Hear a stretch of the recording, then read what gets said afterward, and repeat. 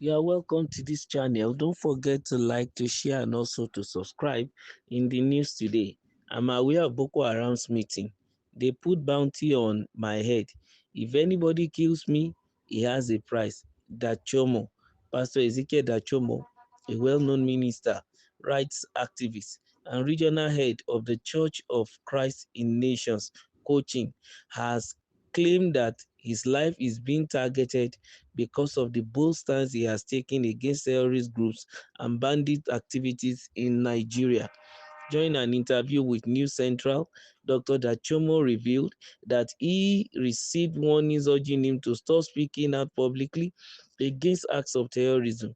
According to him, this threats became more severe when Boko Haram operatives allegedly placed a monetary reward on him, promising payments on anyone who manages to kill him. However, the pastor insisted that he is not living in fear. He said that his Christian faith keeps him courageous and committed to telling the truth, regardless of the danger involved. Achomo emphasized that he will continue advocating for peace and justice for Nigerians affected by violence. As he put it, I am aware of the meeting Boko Haram held. They have played money on my head. Whoever kills me will receive a reward. 7 days have gone by. I also have my own 7 days true prayer and fasting in the Lord. Nigeria and the situation of terrorists is alarming, and I think it is high time the government needs to step up again. I'm not saying the government is not working as it were towards a security issue in Nigeria, but it seems the game is too low, and the government need to raise this game so that things can be better for Nigerians. Honestly speaking, how can a group call themselves a terrorist group, Boko Haram, begin to, unleash terror even upon people who are living their peaceful life in their individual villages all over the country? These people are cowards, because if they are not cowards, you won't go and be attacking people that are defenseless. They are living their life as God has helped them in their deserted villages, and all you could do is to go there by night and begin to open fire on them. It's a shame, but then we won't allow such things to continue. That's why the government of a nation need to rise. The life and property, the life and the property of the people, the security of those lives and property is very, very important. Here is a clergyman who is in charge of a church, having members under him, under his watch, and the Boko Haram attacked those environments, burned the church down, killed some of his members. Unfortunately for them, they couldn't get him. And now he has decided to speak up. The shameless non-state actors are now placing bounty on his head. And anybody that kills him will be rewarded, will be given some money. What a shame. But then I'm not going to really, to a large extent, blame Boko Haram, but I'm going to also speak to power. The Nigerian authority need to really nip this menace in the bud. Enough is enough. This Boko Haram thing has taken too long a time. It's been, festering over 10, 20 years now. I think even if not as long as our democracy is, if I'm not mistaken, how on earth with some group of people will just come and say Western education is an abomination? Very funny. If they feel it's an abomination to them, they can reject it. Why do they have to go after those who embrace it? For crying out loud, the so-called an abomination they are using is as a result of the development of this Western education, because I don't know whether they've been able to develop guns and the like during their whatever they say they believe. But all things being equal, they are just unnecessarily fanatical. Like I say, we are not seeing all of this all over the world.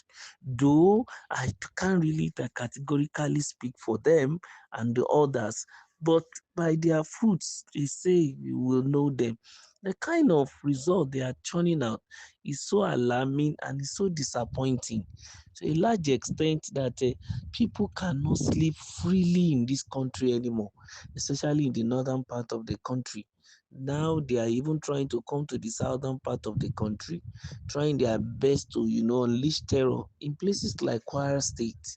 It's a disgrace, and I think our leadership should look into that, either at the executive level or at the legislative level. I think everybody should be up and doing on this matter.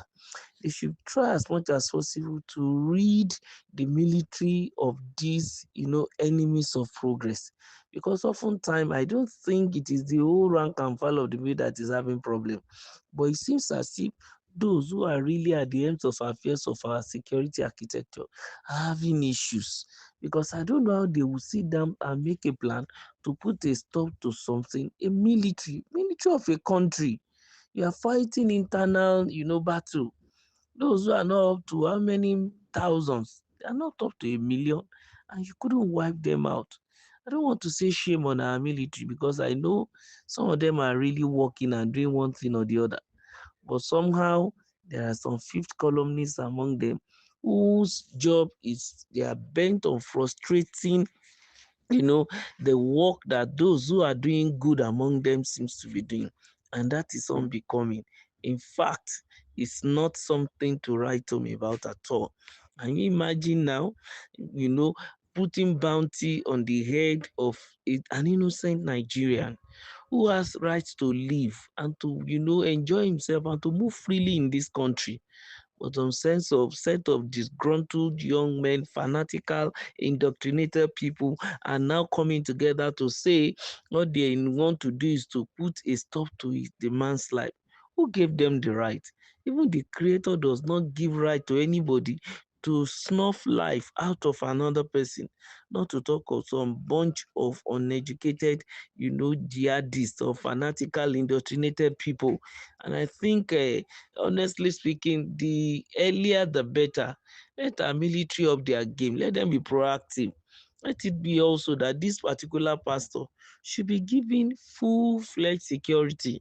He should be given adequate security, and also he should be compensated. Very, very important. And I think all those negative reports we normally hear about, people calling on the military that are stationed around those environments and they will not come, and then they will allow the Boko Haram to do whatever they want to do. They will leave, then the military will now come after. All these things should be stopped. I think any set of military that behave in such a way, I think they know the way the military discipline their own. They should be disciplined according to the military rule. Why won't you listen to cry for help when that was the exact reason why you were placed on that mission? But it's just a shame and a pity that some such set of people are within our country. Don't forget to like, to share, and also to subscribe to our channel. Thank you.